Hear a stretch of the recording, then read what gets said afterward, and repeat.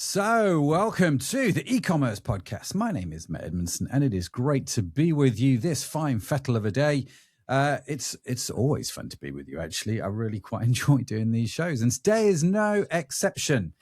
We've got a great guest coming up, but before we talk to Max, let me just give a quick shout out and a warm welcome to you. If this is your first time with us on the e-commerce podcast, it's great. We just talk about all things e-commerce from every kind of angle that we can possibly think about, because like you, I'm also an e-commercer. I run my own e-commerce business, businesses actually.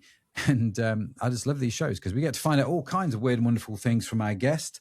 So, Max, welcome to the show. It's good to have you on. Yeah, it's lovely to be here. Thanks so much for having me. Been a long-time listener, so it's lovely to be here with you. Very good. Very good.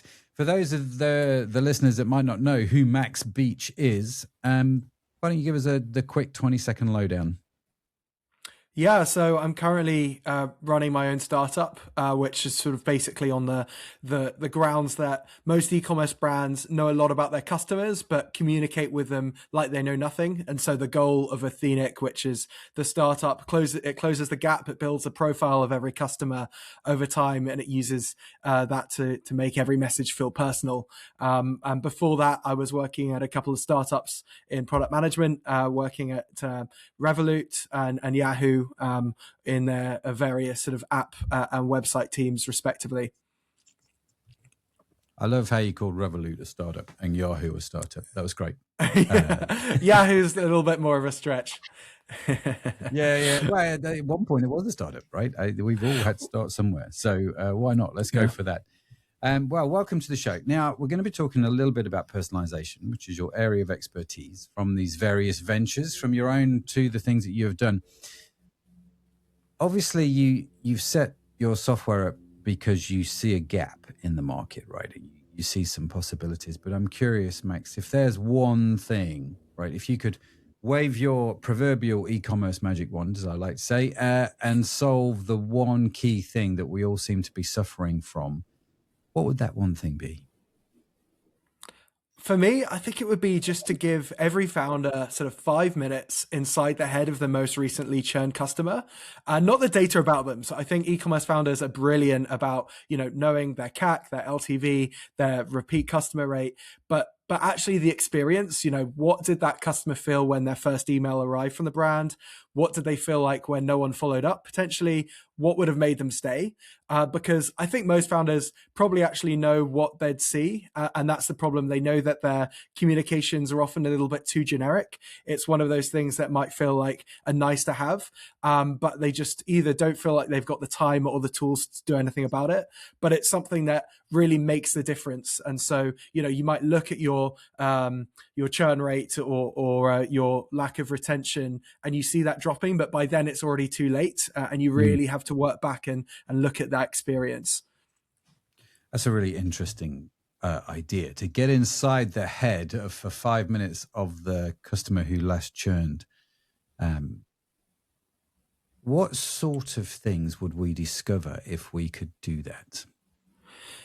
I think it would be a lot of the basics. And so you might like a sort of a key moment here is sort of the first 14 days, right, after someone's purchased. A lot of brands might treat that period either as sort of dead air before the next sale. They might also think, okay, maybe we're a one-time purchase product. There's no huge value in really communicating with that customer other than dealing with them if they've got a problem. But this is the moment of highest trust. And like very often these brands waste that opportunity. But if they do tap in, they might be thinking, right, we'll send them an email, maybe with a 10% off code to get their next purchase. But the key is, don't try and sell them anything. I think everyone's been in that experience where they've been inside a store and that salesperson is just nagging them, trying to be too salesy. And it's exactly the same experience that a lot of customers, I believe, feel when they're online. They've purchased something from a brand, and the first message they get is a 10% off code, on day 3, for example. But it doesn't need to be that way. You can build the rapport and think about the lifetime value of the customer, whether the goal is to sell them something again, whether to keep them as a subscription, or whether to just leverage them to then, recommend that product to the next 3-5 people. It's a really interesting point, isn't it? I think I've mentioned this before on EP, on the e-commerce podcast. And what you're making me think of is my favorite coffee shop, right? In the sense that when I go into, there's a coffee shop in Liverpool. And if you're in Liverpool, go to Bean. It's in town. It's in Liverpool one. It's a great coffee shop. I don't drink coffee, but I really like the teas and stuff. Anyway, I go to this coffee shop, right? And I go at least probably 2-3 times a month when I'm in town and I just want to go sit and work. I'll go work in Bean. And the guys that own it are great. And I've known them for years. You go in the coffee shop, right? It's beautiful. You sort of got very good coffee shop vibes. They care very deeply about coffee. And so they attract, the coffee lovers, which is good. And you walk up to the counter and you walk past a sort of a drinks dispenser, where you can get your can of Coke or whatever it is. They've got this sort of beautiful glass presentation case with all the pastries and things that I could buy until my heart's content. I've got a beautifully designed kind of price board above me. And the lady or gentleman behind the till who takes my order is usually quite chirpy, very pleasant and lovely. I place my order. Because at this point, I'm happy. I'm enjoying the experience, right? I'm quite a happy chap. And then everything changes in an instant. And it's not just Bean, it's every coffee shop I've been into. It's like, right, we've got your money. Now go stand over there in a queue which has no sense of order about it. It's just like, and you'll stand there until somebody shouts your name. Now, if you're bored, do something on your phone. But there's no decor, there's no chairs, there's no way of engaging me, there's no onboarding, there's nothing. It's just like sit and wait. Yeah. And then eventually I get my coffee, at some point, never quite sure if it's mine or, well, not my coffee, my tea or whatever. I suppose that's one of the benefits of not drinking coffee. I know when my drink gets called. I'm not going to confuse it. But it's a really interesting analogy for me, this. And I've often stood there when I'm waiting on my drink and I smile every time it happens. Because it happens in coffee shops world over. Everything is geared to getting your coffee order. And then, of course, they want to make you a good coffee. They do want to deliver. But at the end of the day, the experience while they deliver is rubbish. And so in e-com, there's a very similar vibe, right? In other words, we create these beautiful websites, these beautiful experiences. Everybody sort of, is all about getting that first order. Then once the order is placed, it's like crickets, there's no onboarding. And like you say, what I might get is thanks for your order.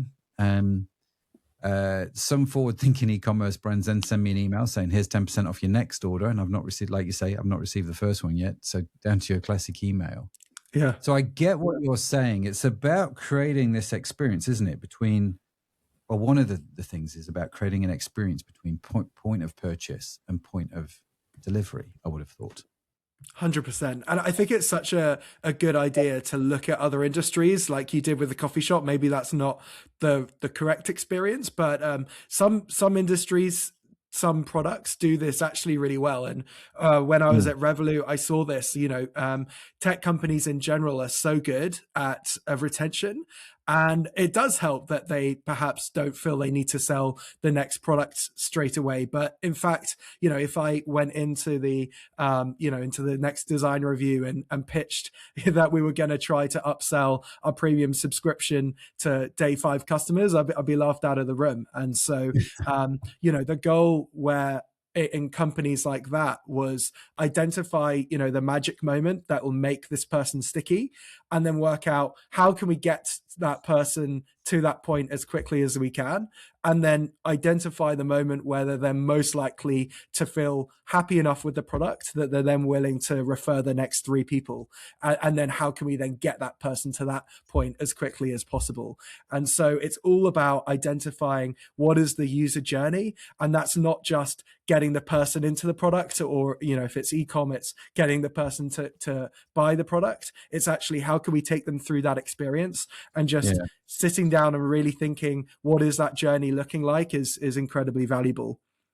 So how would I think about that journey? What are some of the things that I need to think about as an e-commerce entrepreneur? I think, you can look and see at your retention. Like I'm not saying don't look at the data, because it might give you some good hints at where people might be dropping off if it's a subscription product where you can get that sort of minutiae of data. But I think what a lot of people miss is just actually just asking the customer. And I think for me, when I'm thinking about personalization, we did a couple of really interesting personalization products at Yahoo, for example, and one we submitted for a patent, the other one we probably should have done. And, we spent a long time trying to collect all of these small little points of data, which people were perhaps putting out there, and we were trying to use that to build a picture. But I think one thing that was actually much more helpful than that was when we sent a little form to them that was just like, tell us about, the last 7 days, tell us about this product. And I think it's something that ecom founders don't do nearly enough, is just ask them, it could be in the post-purchase email, why did you buy this product? And just trying to be very straight up to understand what is this customer and what do they want? Because, if someone is buying running shoes, they could be doing that because they just need to walk their dog next week because they've just bought a new dog, or it might be because they're training for a marathon next week. But if you're trying to segment customers, you're probably putting those two people into the same bucket, whilst in reality it needs to be a very different experience. And so you need to understand what are the typical user journeys for the type of people buying your products, and how can you then identify who those different people are as best you can, and then guide them through that user journey. That's a really valuable point, isn't it? Talk to your customers and find out why they're buying. And actually, by doing that, I guess you will find out what the user journeys are. I mean, we can all hypothesize, right? And we can all go, well, we think it's this. But I guess we don't actually know, do we? And we function a lot on assumption without clarifying sometimes. I guess my slight hesitation, Max, if I can put it this way, is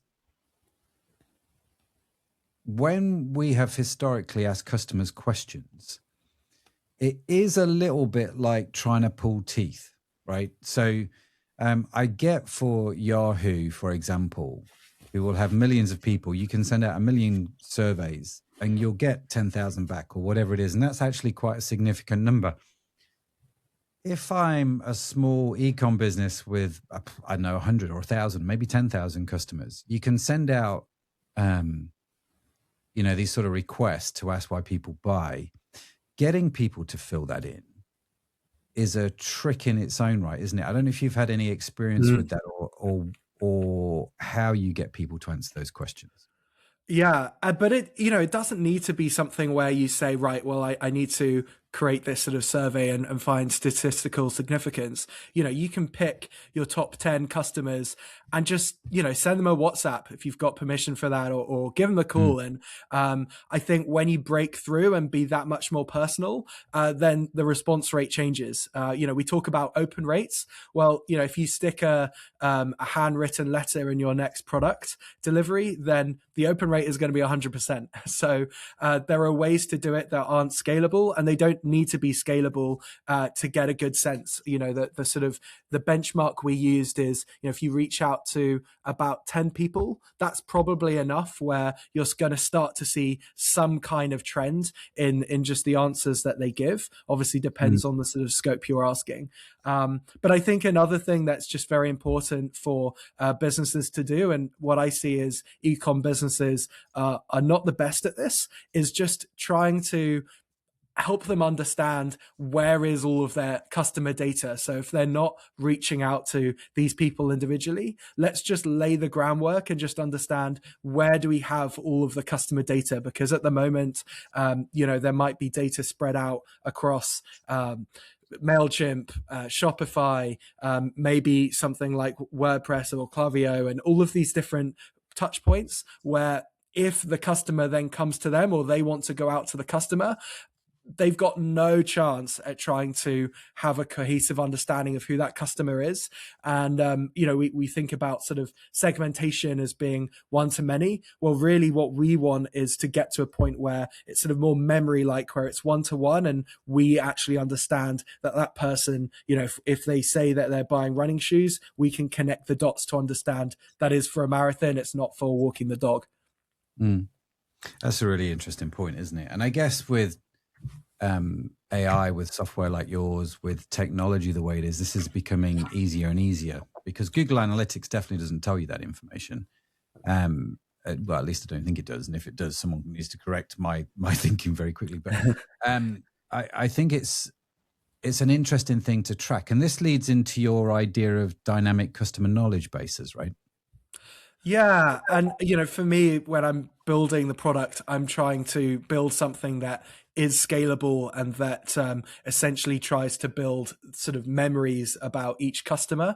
And that works at scale, but it doesn't have to be at scale. Even if someone doesn't have any technology, really just trying to have a framework so that when a customer reaches out to them, they can at least understand, okay, right, well, these are the places I need to go so that I'm not, embarrassing myself when that they've been a customer for 5 years and I don't understand that loyalty. And another, actually, a great industry example of this is a company. I don't know if you're aware of Stitch Fix, but essentially they built they were in the UK, actually. They've refocused back into the US, but they built a $1 billion business on the very simple premise that your personal stylist remembers you. So every time you fill in your profile, every time you keep an item, return an item, write a note, they store it. And their algorithm wasn't really an algorithm at all. It was being incredibly organized on their back end with how they keep this data and organize it. And so when they then go to next purchase, or when the customer then goes to next purchase a product, there's actually a human there that has that data to hand and can utilize it to offer a personalized product. And whilst most people don't need to be on the scale of that to personalize their products, the point still stands that even if you don't invest in software to automate this at scale, there are ways that you can still build a good understanding of each customer just by being a little bit more organized with where you store data, where to look for data when someone does reach out and you want to just have a little bit more context before you send a generic reply. Well, let me ask you about that then, because let's assume, right, I'm just, I don't know, I'm starting out and I'm just looking randomly around my desk. Here we go. I've got Lego Iron Man. Why would you not have? I just need to.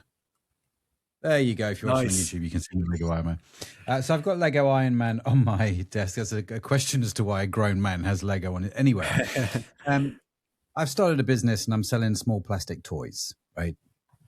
I'm just starting out, so I'm being budget conscious.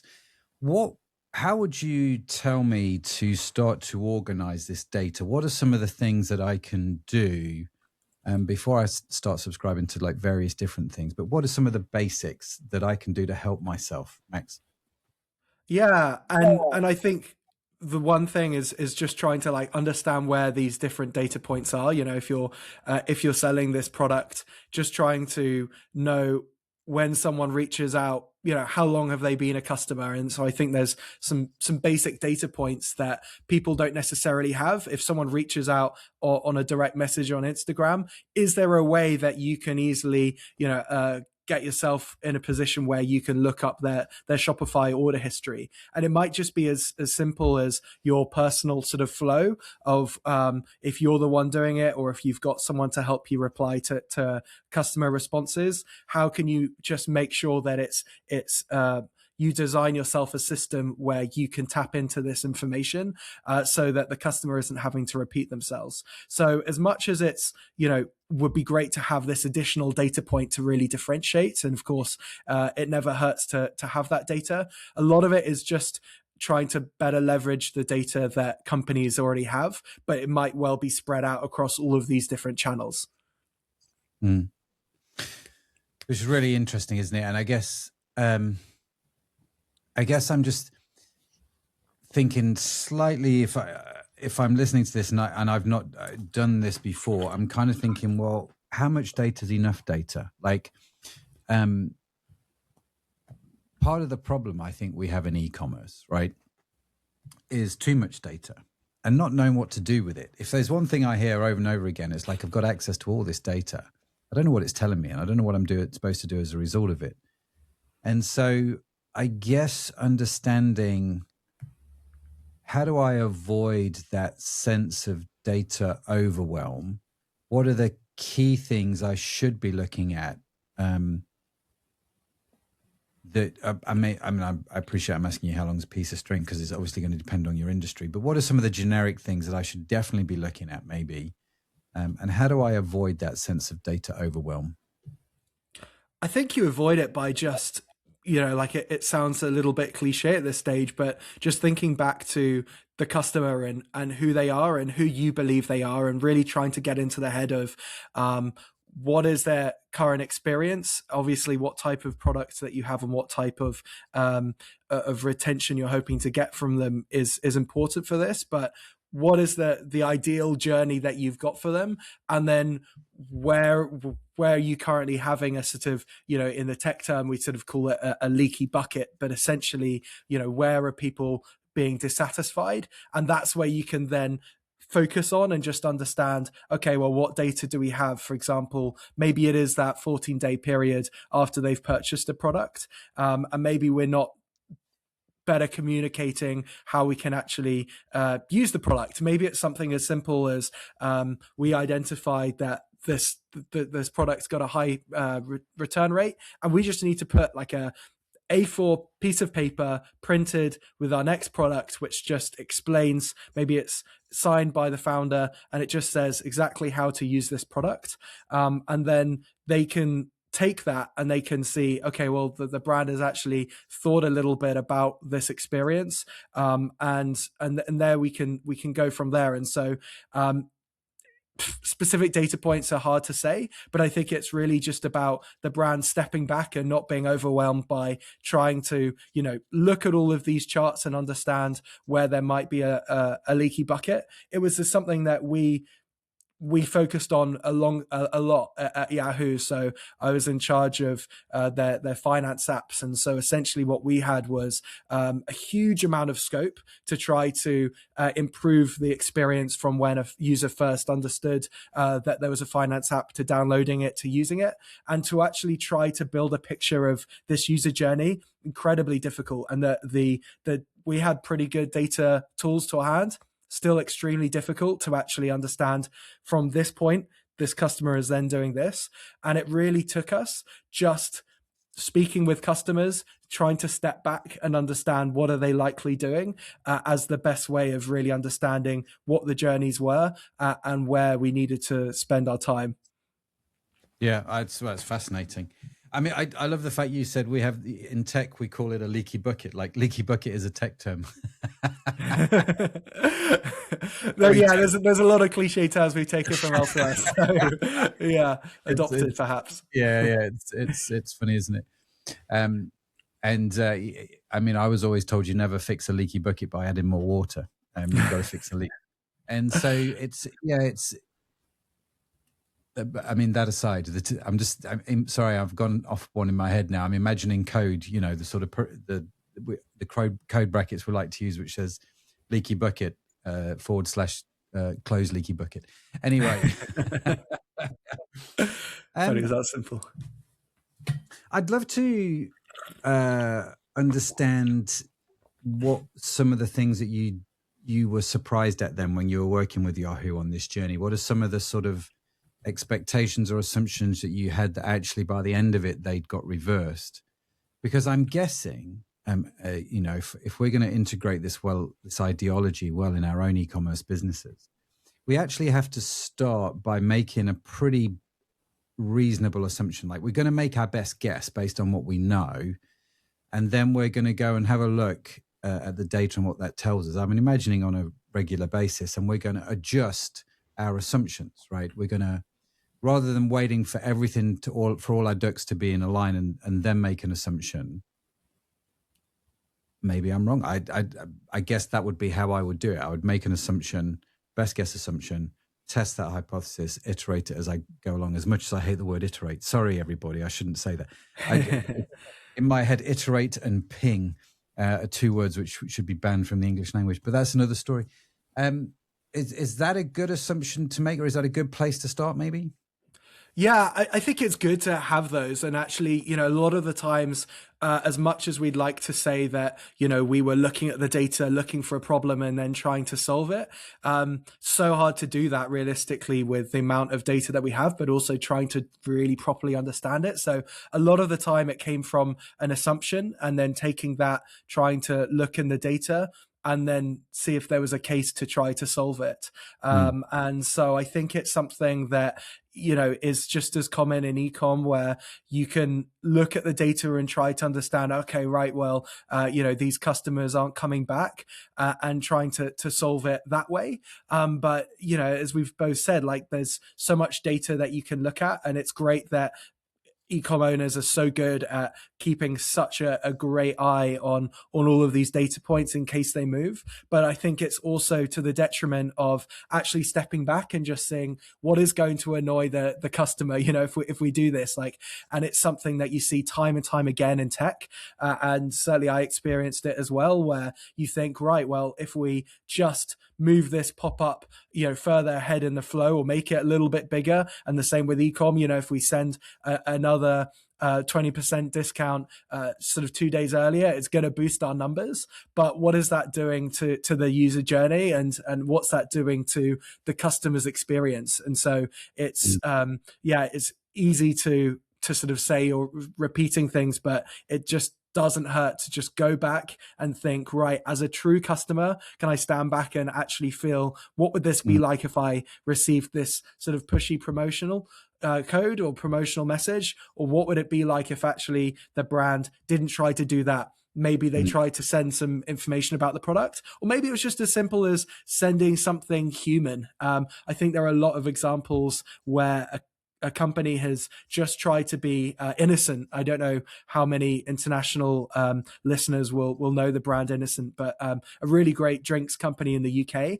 What they became quite viral for early was just putting sort of funny, quirky messages on their bottles that would then, occasionally go viral. But what made mm. them special was they were all very human messages, and that was something which stuck with me when I read about that, because it's something that I think, in the age of technology and obviously in AI, it's very easy just to be obsessed about the next metric, but just trying to make your brand feel a little bit more human is very undervalued.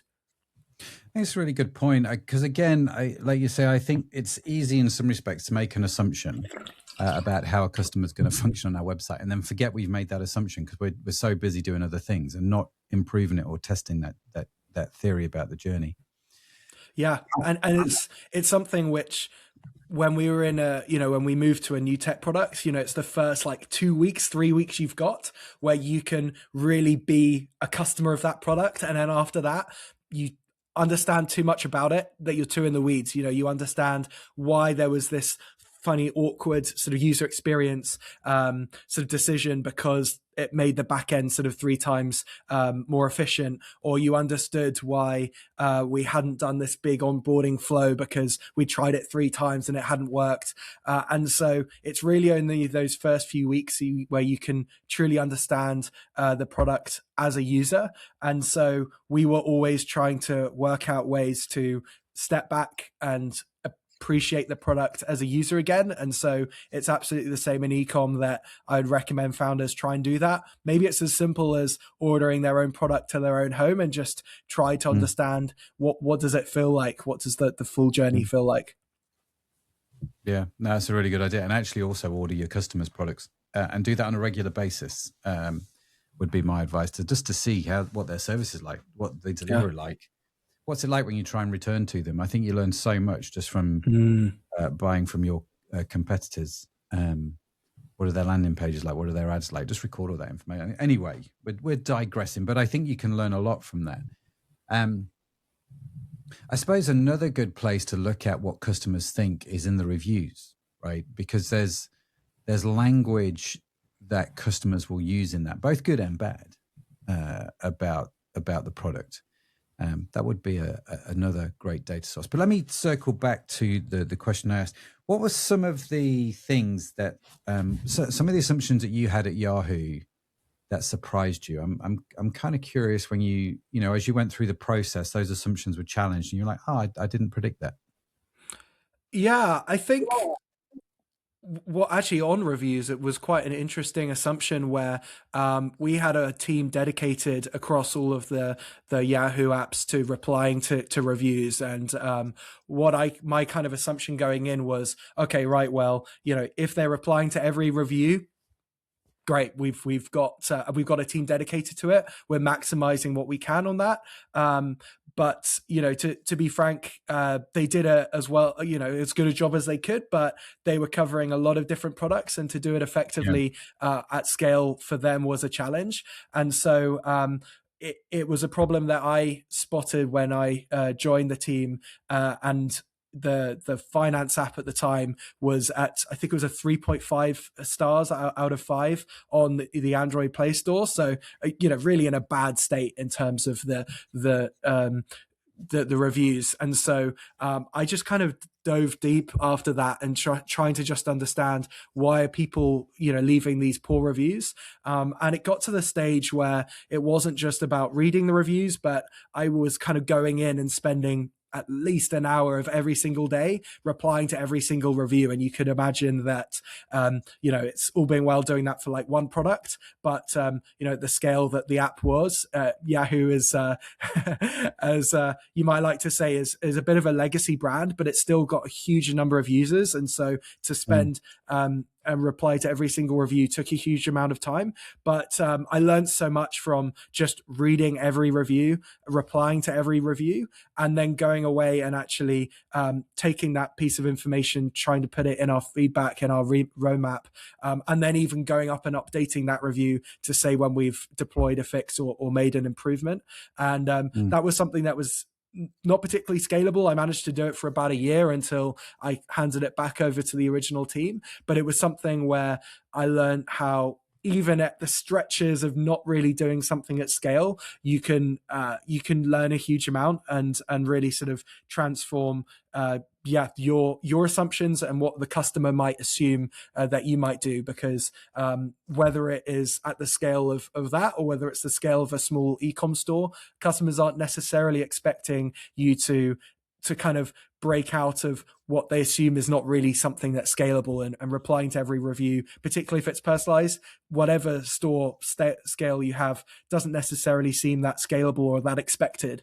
And it's something that I think everyone needs to just step back and just try not to be too much like these big companies, because there's a reason why, they can't reply to every single review as personalized as possible, because they've just got the scale of it. And so I think, it's where e-com businesses have such an opportunity to be more personal and to try to find those opportunities that the bigger brands aren't able to fulfill.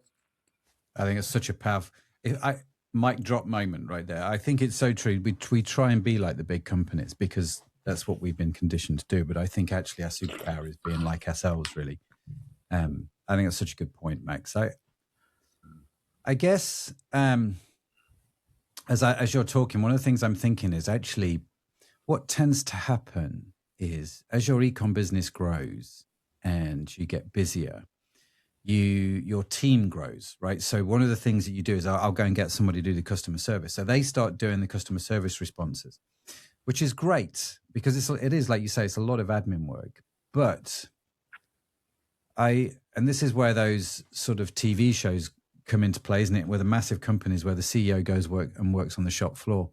I think there's something about answering the phone still as the CEO. I still think there's something about talking to customers. There's still something about sending them emails and doing the WhatsApp and not just trying to automate it just because I've done it and can check it off my list, but actually taking an active interest that I think is almost one of your superpowers as a small e-com business, and not neglecting that seems to be quite an important thing. Yeah, and as you say, like it doesn't need to be every single message, but I think it is also those opportunities where you can be that much more human, and something might just go viral. I mean, there are so many stories online of companies who have just given their customer services team the breathing room to be human and to deal with problems that might come up, and just respond in a human way. There's a good example, the Ritz Carlton. So essentially, there was a family whose kid left a little sort of stuffed giraffe, which was kid absolutely loved the giraffe. He forgot it, left it at the hotel. The staff found it, and then they created and essentially the parents of this stuffed giraffe said they sort of stayed, that the little Joshy was its name, stayed behind for a holiday, right?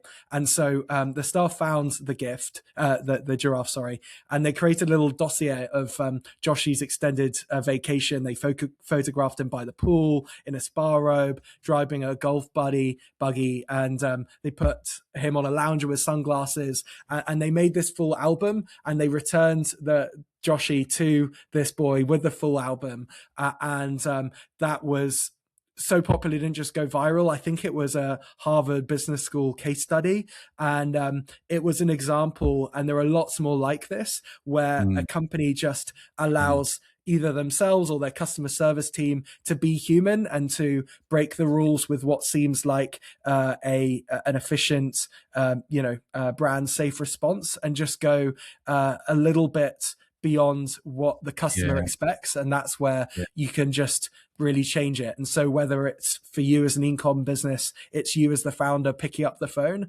or whether it's trying to be a little bit more elaborate like that, it's trying to just be a little bit more unexpected, but come back to that thing of trying to have a much more human connection with your customers. And that's really where I've been trying to focus my time, is how can we try to bring that back, that human connection back, because it was there 150 years ago, where you're having to go customers into stores, but these days it's much more of a challenge.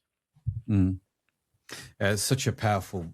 I love that story of the giraffe, and there's, like you say, there's lots of stories where you're not measuring ROI, but ironically, it creates one. It's not your standard textbook play, but it is quite fascinating how those things, they demonstrate culture and they demonstrate values. And this is interesting because, and again, I come back to the point you made earlier. If I try and be like Amazon, I'm going to treat all my products like a commodity, and I'm going to treat all my customers like a number. And it's not that Amazon's bad, but they don't know me. They don't know who I am. Their algorithm knows what I like, but that's about it. But I know what I get with Amazon. I'm going to go on there. There are certain things that I'll go to Amazon and buy, and I go, bish, bash, bosh, jobs are good, right? And they sell on convenience, which is great. For a small business, it's like the small corner shop where you get to know your customers, right? That the old TV show, you're probably too young, Max, but there was a TV show called Cheers, which had the theme tune where everybody knows your name, about a pub. And you kind of go, that's brilliant if you can create that, because that creates that sense of community, that creates that sense of belonging, that sense of connection. It differentiates you in so many ways from the bigger brands. I think it's really, really powerful. It is. And, the brands are slowly getting better at it. And I think there's an opportunity with them, with AI, especially to try to catch up. And I think, you use your Amazon example. I think they're starting slowly to get there at trying to build a picture of this customer's loyalty. And so it's just as important as ever that we make sure that, as smaller businesses, we are doubling down on that experience and recognizing the loyalty. Because if we don't, there will come a time, I do feel, with the way that AI is developing, where businesses that are much larger are able to get at least a little bit closer to the same experience that we can deliver. Yeah, that's such a good point. I think one of the quick wins here, obviously, I don't want to detract from what you guys do with your company, but I appreciate one of the quick wins that you can do, that we've tried quite successfully, is to create a board of customers. So you pick like, I don't know, 3 or 4 different customer personas that you've got that you know exist in your business, and you put them into AI. And we use Claude a lot. I use Claude Code all the time. Claude's great. And it's like, oh, it's amazing. Yeah. And so you can put stuff into that and go, right, I need you to push back as a customer, right? And it will help you understand the customer journey and what they're thinking. And again, it's all very hypothetical. You've genuinely got to find out. But if you're not sure, that's a good place to start. And it will start to give you, I think, some of these ways to think through some of these insights. So we, like I say, we've used that with great success, not as a finisher, but as a good starter to get you to start thinking. Yeah, and you can absolutely do that. And I think I love that you use Claude as an example, because I think it's particularly good at being able to put in a lot of data, but also it has quite a large output token sort of max. So means you can stick in a lot, but also it'll put out quite a lot as well. And I've done that quite a lot. You can do it with your own data. You can use competitors' public data and just collect all of that information, put it in there, and you can get all sorts of good information out. And, going back to your earlier point of, well, what sort of data could we have about our customer? Well, it doesn't need to be these days. It doesn't need to be a sort of a closed style quiz that you're sending your customers to understand how they're finding their product, because now you can just ask a free form, why did you buy this? And then couple months later, you can stick all of that information into something like Claude, and you can get some really interesting insights. It's not sort of hugely scalable, but it doesn't necessarily need to be if you're just trying to break out of your sort of rhythm of going about your day to day and just try to understand your customers from a slightly different angle. Yeah, that's a really powerful point. Just even going into Claude and say, help me define my customer journeys as a starting point, getting that pushback, and then figuring out and testing and proving those things is a good idea. Max, listen, I am aware of time, my good friend. How do people reach you? How do they connect with you if they want to do that? Yeah. So you can find me on LinkedIn. You could also find me through my website, which is getathenic.com. And there are links to connect to me through that. And very happy to chat and keep the conversation going. And how are you spelling Athenic? Yeah, that's a good question. That is Athenic. Getathenic.com. We will, of course, link to that in the show notes. Which will be on the transcript, not the transcript, the show notes. If you're on the podcast player, just scroll down to the description. It will show you them. If you're on YouTube, go to the description. They'll be there. All of Mac's links will be in there. And of course, if you're subscribed to the newsletter, they'll be in the newsletter. And if you're not subscribed to the newsletter, I feel like I've gone on about this quite a bit now, but the newsletter is available at ecommercepodcast.net. And we just email you the show notes every week. It's all we do. And they're all in there with takeaways and actually links to other episodes as well and connecting topics together. So quite a lot of work goes into that newsletter. So do go check it out. It's very worthwhile subscribing to.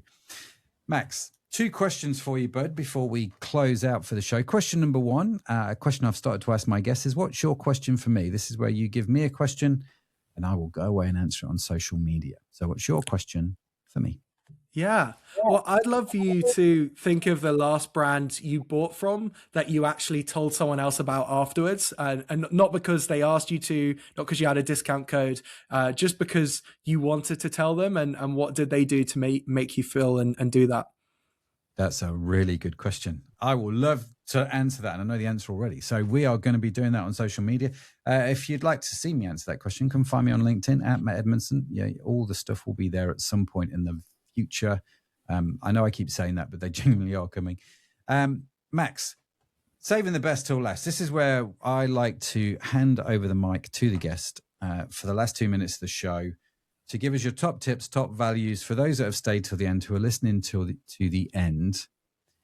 Everything that you've said, which I think is really good, really powerful, really challenging. What's the best way to supercharge that? What's your top tip for everyone that stayed here this far to really supercharge what you've told us today? The microphone is yours, my friend. Over to you. Yeah, I mean, I think we've sort of touched on there are plenty of ways, whether tools like mine or tools like Klaviyo, where you can try different ways to personalize at scale. But I think there are plenty of ways, and we've talked about a few of them, where anyone here can do something that's not at scale, but still potentially very valuable. And going back to what we said at the start, really thinking through that customer journey and really deeply thinking about your customer. And it's one of the sort of main pillars at Revolut was to think deeper. And it really did resonate with me, that one. So what I would recommend is go into your email platform, look at the last 5 messages you sent to customers, and for each one, ask, is this about what I want as a brand or about what they need right now? And if the answer is mostly what I want, and it probably is, then you've got a really clear brief of what to fix first. Takes probably 20 minutes. Most brands will never do it, but it's one of the most effective ways you can do to try to just change your brain from going from thinking about the brand and how to grow the brand to trying to work out how to make that customer feel closer to my brand and recommend me, buy from me more in the future. Very good. I love that. I love that little exercise. No, that's great. Max, listen, thank you so much for coming on the show, man. Genuinely appreciate it. Really great to hear your thoughts and your stories, and just bringing some great value. Genuinely appreciate it. Thanks for coming on. Well, there you go. Another fantastic conversation on the wonderful e-commerce podcast, even if I do say so myself. I've just realized what I've said. Thank you so much for joining us. Have a phenomenal week wherever you are in the world. But I will see you next time. That's it from me. That's it from Max. Bye for now.